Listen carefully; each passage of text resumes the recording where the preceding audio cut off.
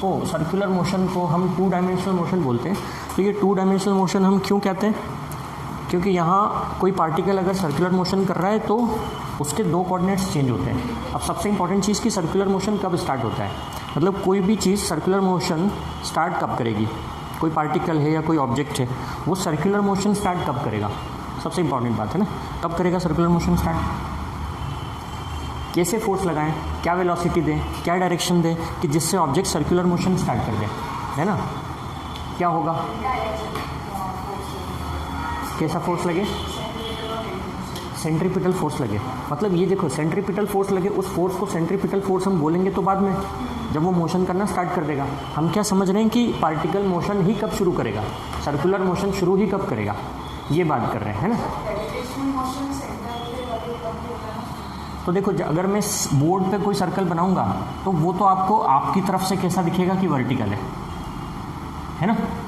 Board पे अगर मैंने ये सर्कल बनाया है तो ये तो आपको कैसा दिख रहा है कि ये कैसा है, वर्टिकल है, ठीक। लेकिन एक्चुअल सर्कुलर मोशन जो अभी हम पढ़ने वाले हैं वो कैसा है, वो एक प्लेन में हो रहा है।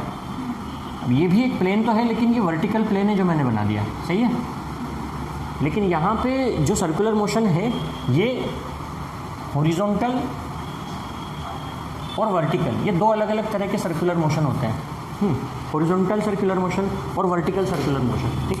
तो ये हॉरिजॉन्टल सर्कुलर मोशन या वर्टिकल सर्कुलर मोशन प्रैक्टिकली देखें तो कैसा होगा। सपोज़ मैंने ये निकाल लिया है ना, अभी इस रुद्राक्ष को अपन मान लेते हैं कि कोई ऑब्जेक्ट है या कोई पार्टिकल है, ठीक है। तो हम जिस सर्कुलर मोशन की अभी इनिशियली बात कर रहे हैं वो कौन सा वाला सर्कुलर मोशन है। अब देखो यहाँ पे भी सर्कुलर मोशन को भी बहुत अलग अलग तरीके से क्या कर सकते हैं अपन, डिस्क्राइब कर सकते हैं। और हर तरह का सर्कुलर मोशन क्या होगा, अलग अलग होगा, और सभी में फोर्सेस का कंसेप्ट अलग होगा, ठीक है। सारे जितने पैरामीटर्स होते हैं, डिस्टेंस है या डिस्प्लेसमेंट है या एंगुलर डिस्प्लेसमेंट है या एंगुलर वेलोसिटी, सबका कंसेप्ट क्या हो जाएगा, चेंज हो जाएगा, ठीक है। अभी अगर मैं सर्कुलर मोशन की बात कर रहा हूँ और इनिशियली जिस सर्कुलर मोशन की हम सबसे शुरू में बात करने वाले हैं वो कौन सा वाला है, ये वाला सर्कुलर मोशन है, इस तरह का, ठीक है ना। अभी इसमें ये जो ऑब्जेक्ट है या पार्टिकल है सर्कुलर मोशन कर रहा है, आप कहेंगे कर ही रहा है। ये कौन सा वाला सर्कुलर मोशन है, हॉरिजॉन्टल सर्कुलर मोशन, इस तरह का जो सर्कुलर मोशन है। अब इसमें ऑब्जेक्ट को जो वेलोसिटी दी है, खैर मैंने इसको सेंटर से पकड़ के रखा हुआ है थ्रेड के थ्रू, है ना। तो इसको जो भी इनिशियल वेलोसिटी मिली है वो किस तरीके से मिली है। एक तो सबसे इंपॉर्टेंट चीज़ क्या है कि इसको एक इनिशियल वेलोसिटी मिलनी चाहिए।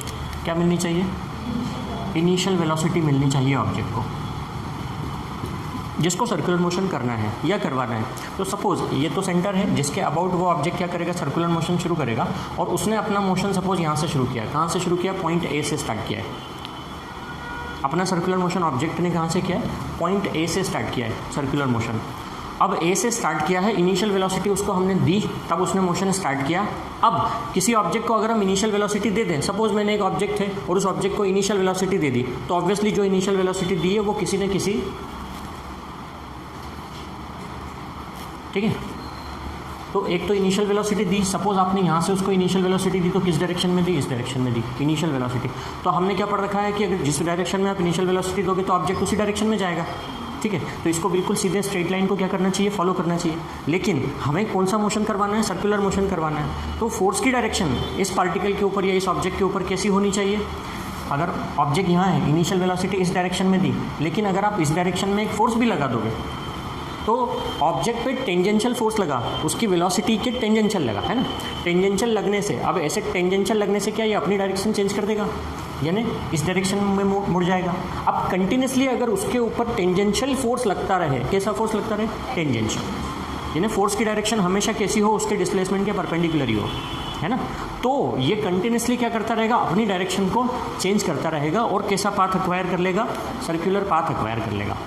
यानी कंटिन्यूसली इसके ऊपर एक फोर्स भी लगते रहना चाहिए जो किस डायरेक्शन में लगे, जिस डायरेक्शन में ये डिस्प्लेस हो रहा है ना उसके परपेंडिकुलर डायरेक्शन में लगता रहे। तो ये कैसा पाथ एक्वायर करेगा ऑब्जेक्ट, सर्कुलर पाथ एक्वायर करेगा। और किस पाथ पे मोशन करता रहेगा, सर्कुलर पाथ पे मोशन करता रहेगा। तो हम मोशन को क्या बोलेंगे कि ये सर्कुलर मोशन कर रहा है ना। तो ऑब्जेक्ट के ऊपर फोर्स किस डायरेक्शन में लग रहा है, टेंजेंशियल लग रहा है, टेंजेंशियल लग रहा है, मतलब वो इस डायरेक्शन में डिस्प्लेसमेंट कर रहा है तो इस डायरेक्शन में फोर्स लग रहा है। यहाँ आ गया, सपोज देखिए ये वेलोसिटी की डायरेक्शन थी यहाँ पे, जब यहाँ आ जाएगा तो वेलोसिटी की डायरेक्शन कुछ ऐसी हो जाएगी और फोर्स भी इसी डायरेक्शन में लगेगा, है ना। तो डिस्प्लेस किधर हो रहा है, इधर हो रहा है। ये क्या हो गई, इसकी रेडियस हो गई। ये क्या है, सेंटर है। रेडियस तो सब जगह से एक जैसी होती है, लेकिन अगर मैं इसको वेक्टर के फॉर्म में ले लूँ तो इसको वेक्टर r1 मान सकता हूँ और इसको वेक्टर R2 मान सकता हूँ, है ना। तो देखिए जिस फोर्स के थ्रू ये पार्टिकल क्या हो रहा था, डिस्प्लेस हो रहा था, तो ये डिस्प्लेसमेंट कैसा हो रहा था उसका, टेंजेंशियल परपेंडिकुलर हो रहा था, फोर्स के परपेंडिकुलर डायरेक्शन में वो डिस्प्लेस हो रहा था। तो जब फोर्स के परपेंडिकुलर डायरेक्शन में डिस्प्लेस हो रहा था तो वर्क डन क्या होता है, force into displacement dot product, force into displacement dot product है। तो जब फोर्स और डिस्प्लेसमेंट म्यूचुअली कैसे हो, परपेंडिकुलर हो, तो वर्क डन क्या होगा, जीरो। फोर्स और डिस्प्लेसमेंट म्यूचुअली परपेंडिकुलर है, F dot D, F D cos theta लिखेंगे, थीटा 90 डिग्री है, कॉस 90 क्या हुआ, जीरो। फोर्स और डिस्प्लेसमेंट परपेंडिकुलर हो तो वर्क डन क्या हो जाता है, जीरो। मतलब जिस फोर्स के थ्रू ऑब्जेक्ट सर्कुलर मोशन कर रहा है उस फोर्स के थ्रू वर्क डन क्या होगा, जीरो होगा, ठीक है। मतलब उस सर्कुलर पाथ में घूमने में जो वर्क डन होगा वो क्या होगा, जीरो होगा, बाय द फोर्स, ठीक है, जिसके थ्रू वो सर्कुलर मोशन कर रहा है। वर्क डन जीरो का मतलब क्या हुआ कि उसकी जो काइनेटिक एनर्जी वो क्या रहेगी, कंजर्व रहेगी। उस फोर्स से क्या मिली, उसको काइनेटिक एनर्जी मिली। तो वर्क डन जीरो मतलब काइनेटिक एनर्जी क्या रहेगी, कंजर्व रहेगी। काइनेटिक एनर्जी कंजर्व रहने का क्या मतलब है, हाफ mv स्क्वायर कांस्टेंट है। इसका क्या मतलब है, इसका ये मतलब हुआ ना कि वेलोसिटी भी क्या रहेगी, कांस्टेंट। बात सही है, नॉट वेलोसिटी, स्पीड। क्या कांस्टेंट रहेगी, स्पीड, कि वो कांस्टेंट स्पीड से क्या करता रहेगा, मूव करता रहेगा। अगर उसको कॉन्स्टेंटली टेंजेंशियल फोर्स लगता जा रहा है, for example the moon revolving around the earth, earth revolving around the sun, ठीक है, तो कॉन्स्टेंटली टेंजेंशियल फोर्स लगता जा रहा है जिसकी वजह से वो ऑब्जेक्ट यूनिफॉर्म स्पीड से क्या करता रहेगा, मूव करता रहेगा उसी सर्कुलर पाथ पर, ठीक है ना। तो क्या कांस्टेंट रही, स्पीड कांस्टेंट रही, नॉट वेलोसिटी। क्या कांस्टेंट रही, स्पीड।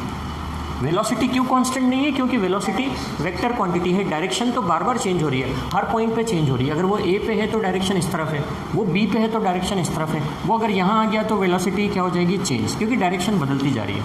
तो at every point direction is changing, so therefore velocity is changing, we say velocity is continuously changing, but speed remains constant,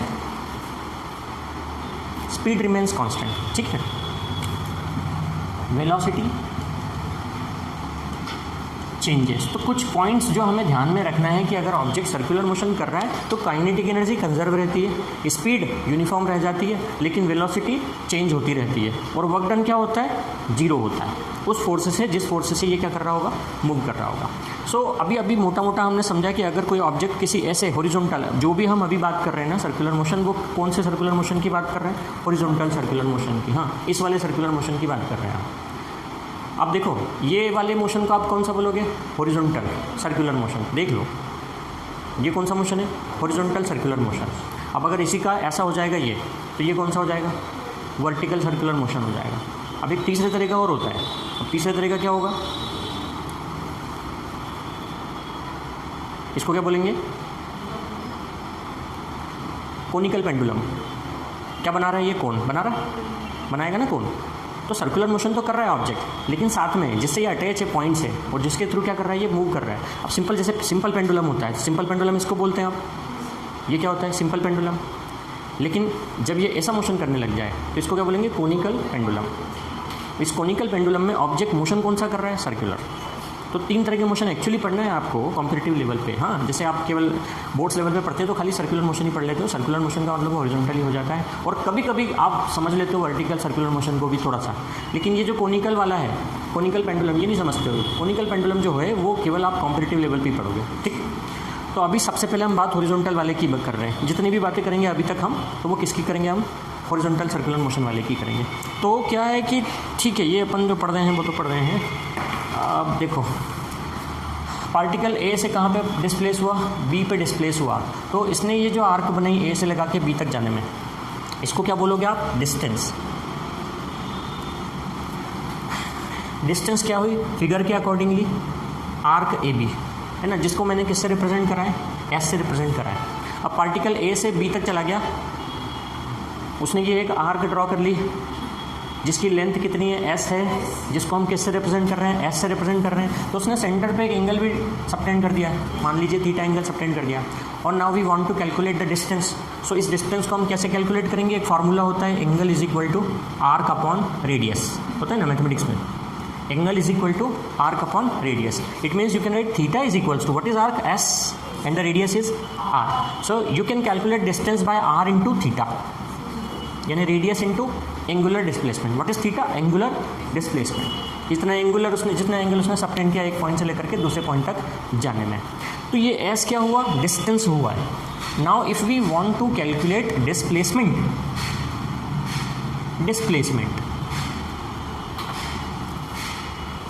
इसको मैं यहाँ से रफ कर रहा हूँ।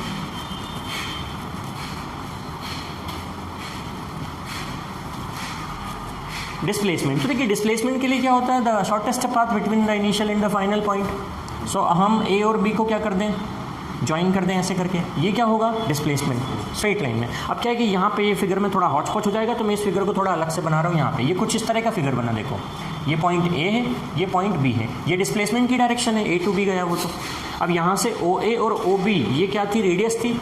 मैंने इसको वेक्टर के फॉर्म में लिखा था, तो R1 और R2 लिखा था, है ना। अब यहाँ पे मुझे क्या कैलकुलेट करना है, डिस्प्लेसमेंट ए बी, उसको मैं मान लेता हूँ वेक्टर आर, या चलो आर नहीं मानता हूँ, कंफ्यूज हो जाएंगे, हम आर को रेडियस मान रहे थे तो डी मान लेता हूँ डिस्प्लेसमेंट को, ठीक है, डी कंसीडर कर लिया। अब मुझे क्या कैलकुलेट करना है, डी कैलकुलेट करना है, यानी डिस्प्लेसमेंट कैलकुलेट करना है। तो डिस्प्लेसमेंट कैलकुलेट करने के लिए यहाँ पर मैं क्या अप्लाई कर दूँ, triangle law of vector addition. Triangle law of vector addition से क्या लिख सकते हैं, O A plus A B is equal to O B, ऐसा लिख सकते हैं।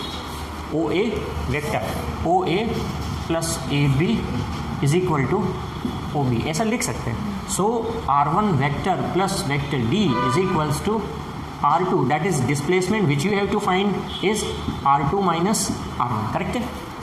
You need to find the displacement, so it will be R2 minus R1, correct, by triangle law of vector addition. But you want to find the magnitude of displacement. This is only a vector quantity, R2 minus R1. But if you want to find the magnitude of displacement, so magnitude of displacement matlab D, that is magnitude of vector R2 minus R1. So you want to find magnitude. How you can find the magnitude? This is R2 minus R1. इसमें लिखा हुआ है ना, modulus में लिखा हुआ है। तो मैग्नीट्यूड क्या आएगा इसका, under root of R2 square plus R1 square minus 2R2 R1 cos theta. Minus है ना तो माइनस है, अगर प्लस होता तो प्लस आता है। A minus B whole square, A square plus B square minus 2ab, modulus निकाल रहे हैं, रूट में आएगा, ठीक है। अब ये जो R1 और R2 है, ये दोनों क्या है, रेडियस है। अब यहाँ पे जो आपने लिखा है ये क्या है, मैग्नीट्यूड है। तो R1 R2 दोनों की मैग्नीट्यूड क्या है, इक्वल तो है। वो तो डायरेक्शन अलग थी इसलिए वेक्टर के फॉर्म में अलग लिखा, लेकिन रेडियस तो सभी जगह एक जैसी होती है। तो R1 R2 का मैग्नीट्यूड तो सेम ही है, जिसको आपने क्या माना है, रेडियस को R। तो आप R1 R2 को किससे रिप्लेस कर दो, R से। आपने R से रिप्लेस कर दिया तो क्या लिख सकते हैं, R square plus R square that is 2R square. ये R इंटू R क्या होगा, ये भी R स्क्वायर हो गया कॉस थीटा। अब इस 2R स्क्वायर को रूट से बाहर कर लीजिए, रूट 2 R स्क्वायर का अंडर रूट R, रूट में क्या रहा, अंडर रूट में 1 माइनस कॉस थीटा। अब यहाँ पे कॉस थीटा का हाफ एंगल फार्मूला लगा के हम इस 1 को भी क्या कर सकते हैं, एलिमिनेट कर सकते हैं। कोस थीटा का हाफ एंगल फार्मूला कौन सा, 1 minus 2 sine square theta by 2, ये हाफ एंगल फार्मूला होता है कॉस थीटा का, 1 minus 2 sine square theta by 2। अब हमने यहाँ रख दिया तो 1 से 1 हो जाएगा कैंसिल, माइनस माइनस हो जाएंगे प्लस, अंडर रूट में क्या रहेगा, अंडर रूट में रहेगा 2 साइन स्क्वायर थीटा बाय 2 रहेगा, और 2 का रूट, रूट टू कितना हो गया 2, दैट इज डिस्प्लेसमेंट क्या रहा, D is equal to 2R sine theta by 2, ये रहा डिस्प्लेसमेंट। डिस्प्लेसमेंट का मैग्नीट्यूड आप कैलकुलेट कर सकते हैं इस फार्मूले से, 2R साइन थीटा बाय 2 से। डिस्टेंस किससे आता, R इंटू थीटा से आता, ठीक है। अभी अगर आपको रेशो निकालना रहा तो डायरेक्टली आप सॉल्व करके रख लो रेशो को भी, किसका, डिस्टेंस और डिस्प्लेसमेंट का रेशो, यानी एस और डी का रेशो। तो एस और डी के रेशो से क्या मिल जाएगा, देखो r theta divided by 2 sine theta by 2, r theta divided by 2R sine theta by 2, r cancel, 1 upon sine को कोसेक लिख सकते हैं, 1 अपॉन साइन उसको कोसेक लिख सकते हो, तो 1/2 थीटा कोसेक थीटा बाय 2, ये हो जाएगा रेशो। तो ratio does not depend on the radius, ratio depends on the angular displacement, half theta cosec theta by 2, ठीक है। अब जैसे ऑब्जेक्टिव में ये भी आ सकता है, what will be the ratio of distance and displacement of an object which is moving on a circular path. तो you can directly write theta by 2 cosec theta by 2। ये कैसे आया, समझ आया, यहाँ तक समझ आया था, उससे ये स्टेप है, ये समझ में आई। हमने क्या निकाल लिया, रेशो, डिवाइड कर दिया आर थीटा को किससे, 2R साइन थीटा बाय 2 से। आर कैंसिल हो गए ना, 1/2 रहा, ऊपर न्यूमरेटर में क्या है थीटा, 1 अपॉन साइन होता है कोसेक। इस स्टेप के बाद ये स्टेप 1/sin यहाँ इसके ऊपर और इसके ऊपर, ये कैसे आ गया?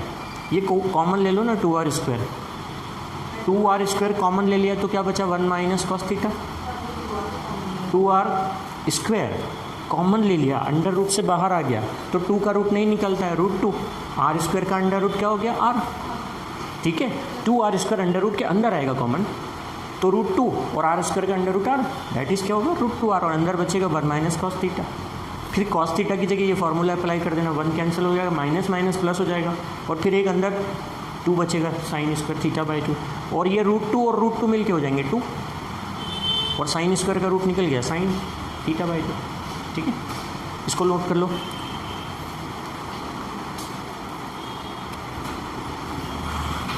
रफ कर दें तीनों पार्ट वहाँ तक।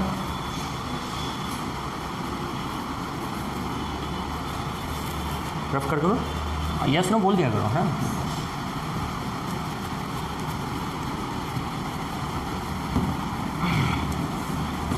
Now there are terms, object ने A to B ट्रैवल किया, किस पाथ पे ट्रैवल किया? सर्कुलर पाथ पे ट्रैवल किया, तो उस सर्कुलर पाथ की डिस्टेंस और डिस्प्लेसमेंट हमने फाइंड कर लिया। वो जो डिस्टेंस और डिस्प्लेसमेंट हमने अभी फाइंड किया वो कौन सा है? Linear displacement. जिसको आपने डी लिखा था वो कौन सा वाला था? लीनियर डिस्प्लेसमेंट था। But there is angular displacement also. Object ने A to B ट्रैवल किया तो उसने सेंटर पे एक एंगल सबटेंड किया, उस एंगल को ही हम क्या बोलेंगे? Angular displacement. किसको बोलेंगे? थीटा को। इस थीटा को क्या कहेंगे? Angular displacement. तो चूंकि ये क्या है? एक एंगल है, और एंगल की यूनिट क्या होती है? ऐसा यूनिट रेडियस, रेडियन है ना। ऐसा यूनिट क्या होती है? रेडियन। तो एंगुलर डिस्प्लेसमेंट को आप रेडियन में मेजर करेंगे। रेडियन का डिग्री से रिलेशन सबको पता है ना, pi radian is equal to 180 degree. तो अगर डिग्री हो तो उसे रेडियन में कन्वर्ट कर लीजिए, ठीक है। 1 डिग्री इज इक्वल टू हो जाएगा π/180 रेडियन। तो मेजरमेंट हमेशा थीटा का किस में होगा? रेडियन में होगा, डिग्री में नहीं, है ना। ऐसा यूनिट बिकॉज रेडियन होती है। तो एंगुलर डिस्प्लेसमेंट क्या हुआ? थीटा। अब जिसको आप v कहते हैं, ये कौन सी वेलोसिटी है? लीनियर वेलोसिटी है ना। एंगुलर वेलोसिटी चूंकि वो सर्कुलर पाथ पे मूव कर रहा है तो उसके अंदर एक एंगुलर वेलोसिटी भी होगी।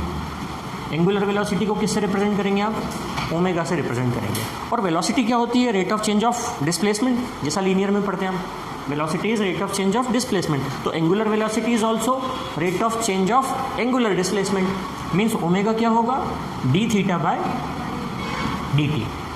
ओमेगा क्या होगा? dθ/dt, angular velocity. सो इसकी यूनिट भी अलग होगी। जो हमारी लीनियर वेलोसिटी होती है उसकी यूनिट मीटर पर सेकंड होती है, लेकिन एंगुलर वेलोसिटी की यूनिट भी क्या हो जाएगी? चेंज। न्यूमरेटर में क्या है? थीटा यानी रेडियन, डिवाइड में क्या है? टाइम यानी radian per second. Radian per second ये इसकी यूनिट हो जाएगी। अब यहाँ पे दो तरह की वेलोसिटी है, एक तो एंगुलर और दूसरी लीनियर। तो दोनों में क्या रिलेशन है? कि दोनों में एक रिलेशन भी क्रिएट करना पड़ेगा, एंगुलर में और लीनियर में। क्या रिलेशन होता है? देखो, वी को क्या कहते हैं आप? लीनियर वेलोसिटी, और ओमेगा को बोलते हैं एंगुलर वेलोसिटी। तो यहाँ में दोनों में जो रिलेशन होता है वो होता है v = r omega.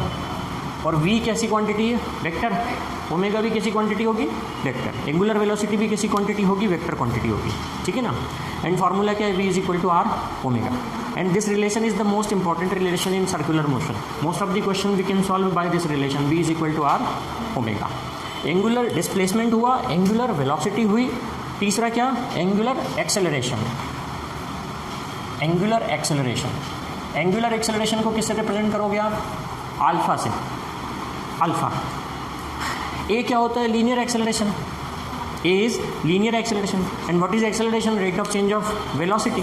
So angular acceleration means rate of change of angular velocity, that is dω/dt। Omega को डिफरेंशिएट कर दीजिए with respect to time, dω/dt। And what is omega? dθ/dt। So we can also write it is d² θ/dt², second derivative of angular displacement. भाई आप angular displacement को एक बार differentiate करोगे तो angular velocity आएगी, एक और बार डिफरेंशिएट कर दोगे तो एंगुलर एक्सेलरेशन आ जाएगा। तो it is also is equals to d² θ/dt²। So what will be the unit of angular acceleration? Numerator में क्या है? Omega, that is radian per second, और अपॉन सेकेंड यानी radian per second square. Radian per second square we can calculate alpha. So again, what is the relation between linear acceleration and angular acceleration? Like this, a is equals to r alpha. A is linear acceleration, alpha is angular acceleration. And like linear acceleration, angular acceleration is also a vector quantity. Alpha is also vector quantity. So this will be the relation between angular and linear acceleration. So understood what is linear distance displacement, angular velocity, angular acceleration. Now there are some more variables also. Object circular motion कर रहा है, so sometimes we can also calculate, we will have to find the time period of the motion. Circular motion कर रहा है ना, तो time period क्या होता है, मतलब definition क्या होती है time period की, time taken to complete one complete circle. Circular motion कर रहा है तो एक कंप्लीट सर्कल. अब एक कंप्लीट सर्कल करने में जितना टाइम लगेगा उसी को क्या बोलोगे आप, टाइम पीरियड. तो you can derive the formula in just few seconds. Speed equal to distance upon time. तो time is equal to distance upon speed. Okay, speed equal to distance upon time. तो time is equal to distance upon speed. Time that is time period. Distance, how much distance in one complete circle, 2 pi r. What is the speed? V. 2 pi r upon v. This will be the time period. And by this basic formula, you can derive the other formulas also. Wherever you need, whatever you need. जैसे v is equals to क्या होता है, r omega. अगर हमने v is equals to r omega रख दिया तो r cancel होकर ये क्या आ जाता है, 2 pi upon ओमेगा. तो another formula for time period is 2 pi upon omega. ठीक.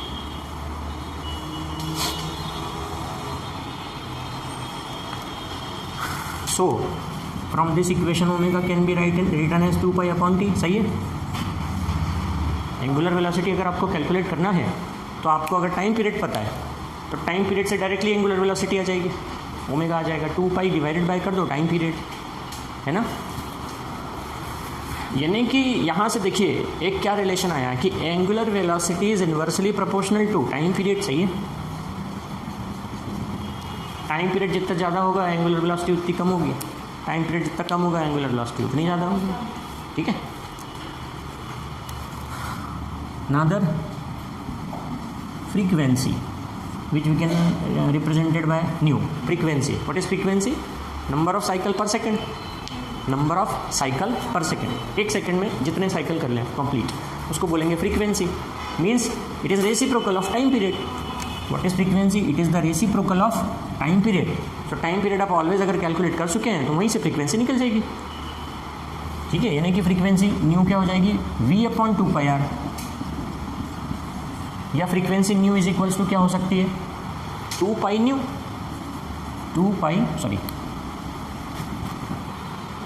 1 by t. यानी कि nu is equals to omega upon 2 pi. सही है. ये क्या था, 2 पाई अपॉन ओमेगा, यानी ओमेगा अपॉन 2 पाई. और you can also write omega is equal to 2 pi upon T था ना, यानी nu. 1 by T is nu frequency. तो omega can be written 2 pi into nu. और what will be the unit of frequency, hertz. Hertz यानी पर second, 1 upon second, that is hertz. So these are some parameters. अब देखिए यहाँ पे इनकी dimension अगर निकालना रहे तो आप कैलकुलेट कर सकते हो ना, डायमेंशन को फार्मूले से कैलकुलेट कर सकते हो. जहाँ भी किसी की भी डायमेंशन निकालना हो आपको अगर फार्मूला पता है तो उसकी डायमेंशन वहाँ से निकल जाती है. जैसे अगर टाइम पीरियड की डायमेंशन चाहिए, कुछ और सोचने की ज़रूरत नहीं, फार्मूला देखने की भी ज़रूरत नहीं ना, सेकेंड होती है. यानी क्या होगी, टी. टाइम पीरियड की डायमेंशन टी होगी, भले वो कोई सा भी टाइम पीरियड हो. सेकेंड होती कि नहीं उसकी यूनिट. फ्रीक्वेंसी की 1 अपॉन सेकेंड होती है, मतलब टी इनवर्स. उसी तरीके से आप ओमेगा की निकाल सकते होगे कि नहीं निकाल सकते हो, ओमेगा की और अल्फ़ा की भी निकाल पाओगे. ठीक है. रफ कर देना पूरा, ये मैं पूरा ही रफ कर रहा हूँ.